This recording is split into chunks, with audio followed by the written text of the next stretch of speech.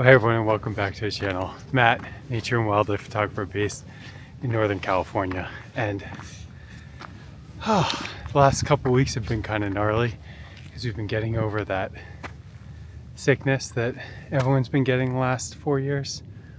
We've kind of avoided that one, but our number was up, and it has been a doozy of a couple weeks with 2 kids, 2 parents, all sick, all stuck at home.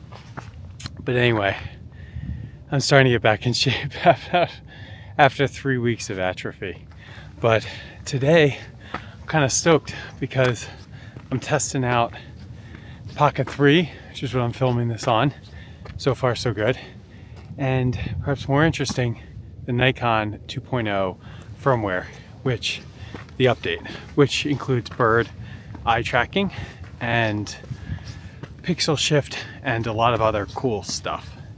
So today I'm at one of my local spots and I am briefly trying to figure out if I can find any wildlife in the middle of the day on a very sunny day. Now, shouldn't complain about the sun because the reason why it's my first day out with the firmware is because the last 3 days have been just pouring in Northern California. All of California. We've had 2 atmospheric rivers that have ripped through the Bay Area down to LA. Everything is flooded here. Pretty different terrain. Boardwalks that are normally like 4 feet above the water level are now at the water level or even just below. And it's pretty trippy, just like walking around and experiencing it, seeing how much rain and how much water has fallen and been absorbed by the terrain here.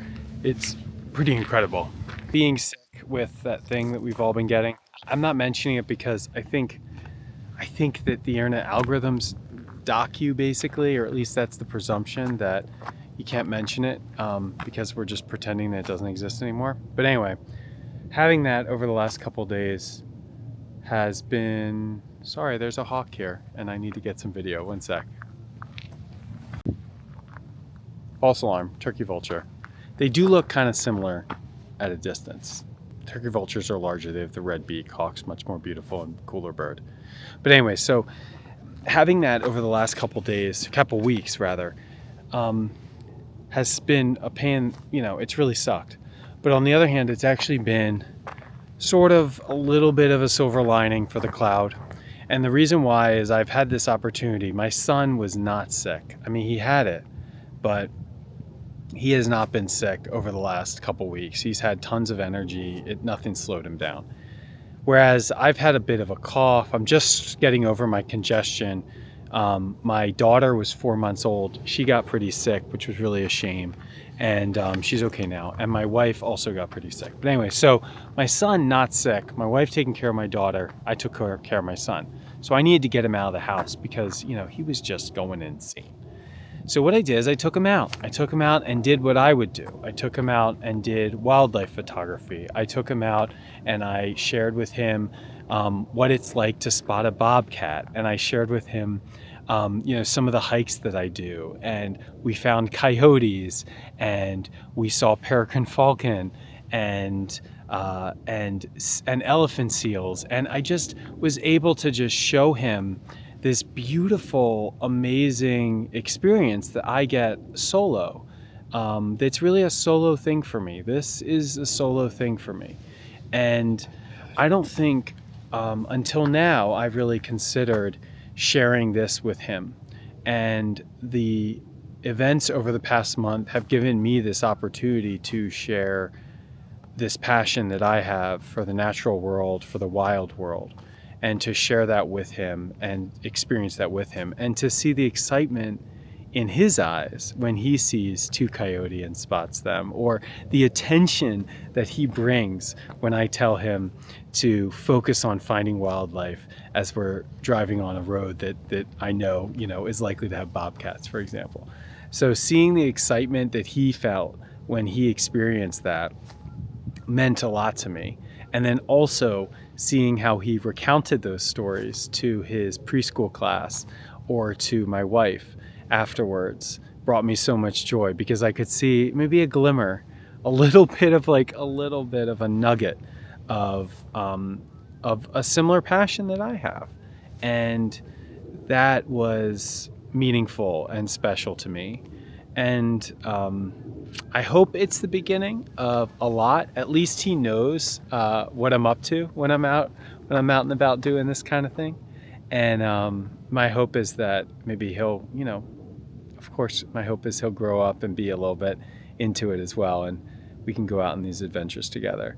So there was definitely a silver lining over the past couple weeks, even though it's been incredibly challenging and hard. It's really just strikingly green right now.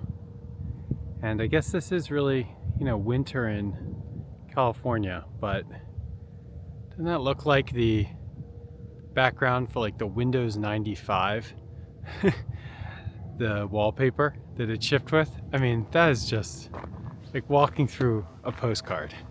Unbelievable. And I am so grateful to have moved here and experienced my first winter in California.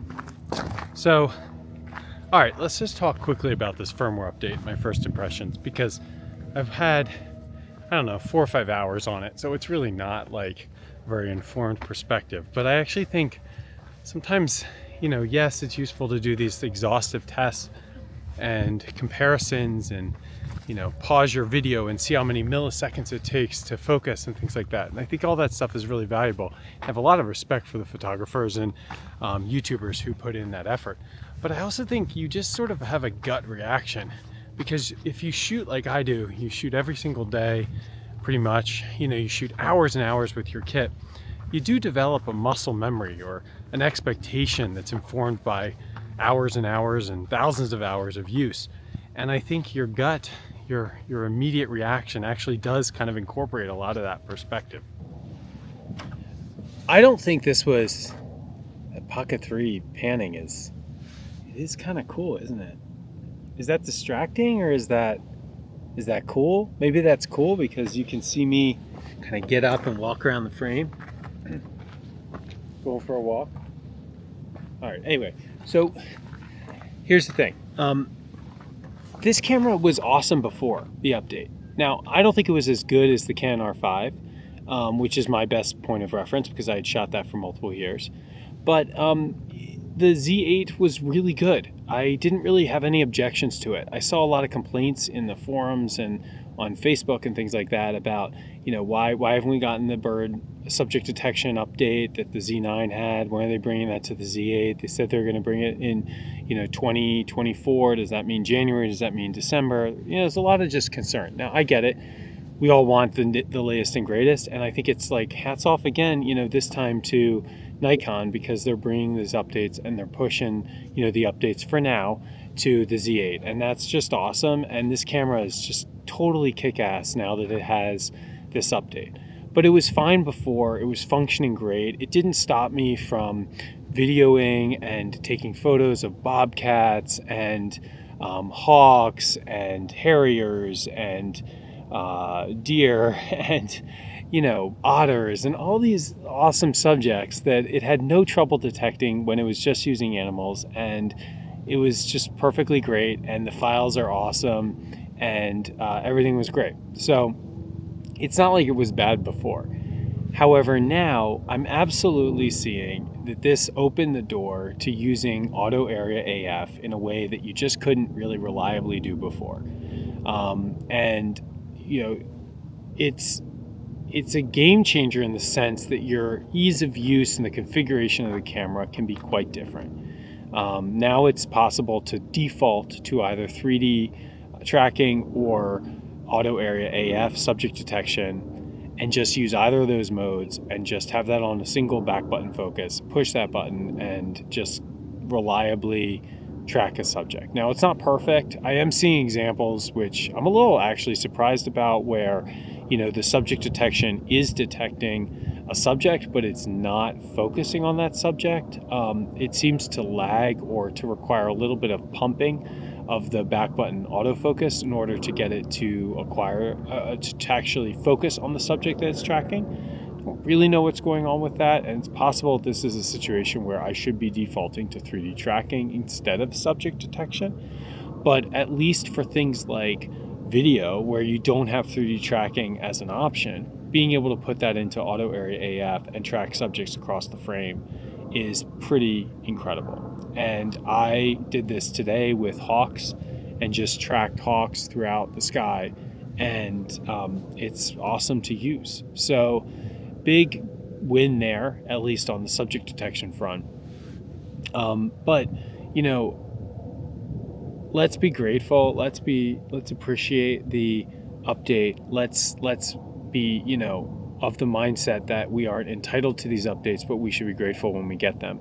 Because I think what happens is there becomes a sort of assumption, a presumption really, that these manufacturers are going to maintain the flagship as a flagship ad infinitum. And I don't think that that's a realistic assumption. And I think people get disappointed really quickly. I saw this play out with Canon, with the R5. I was disappointed that Canon didn't bring out their newest PDAF, autofocus technology. And they had brought that out in things like the R5 or the R8. But they wouldn't bring it out in the R7 and the R8, but they wouldn't bring it out as an update firmware to the R5. And that was pretty frustrating. And it's just kind of how the cookie crumbles. I mean, these are companies and they're entitled to update their software when they want to and their firmware when they want to. And I don't think we should go into these contracts with them thinking that we're going to get access to the latest and greatest forever on our cameras, because we're all just going to be kind of cranky and upset with our camera company manufacturers. But look, Nikon did us a solid here. They made the Z8 basically the flagship, you know, as far as we go in terms of technology. And now the only thing really meaningfully separating the Z8 and the Z9 is the form factor and the battery. So that's pretty amazing to be able to get that in the body that costs like $3,500 if you get it on sale. So I am happy. I am really happy with this camera. I think it's just awesome. And I'm going to do certainly a longer review of the Z8 at some point. But I just wanted to give you my first impressions today. I wanted to do a little bit more of a detailed video today, maybe with some more video of wildlife. But A, I didn't find much wildlife in the middle of the day when I was able to get out today. And B, I just found out that I've got to get back and pick up my kid from daycare a little bit early, because we got to do a video conference with our doctor, because I found a tick, a deer tick, a black-legged tick on my son last night. It's the first one I've ever found on him. And that means that he might be exposed to Lyme disease. So we got to get him on a course of doxycycline to take care of that as a preventative measure. But look, as far as I'm concerned, I grew up on the East Coast. I had ticks all the time because I spent so much time in the woods just hiking and trailblazing on our property in rural Maryland and just having a blast. And if having a tick means that my kid is out there, out and about, playing in wilderness and just having a good time, which it does, that's okay with me. So anyway, I'm going to wrap up there, and I will see you in the next video.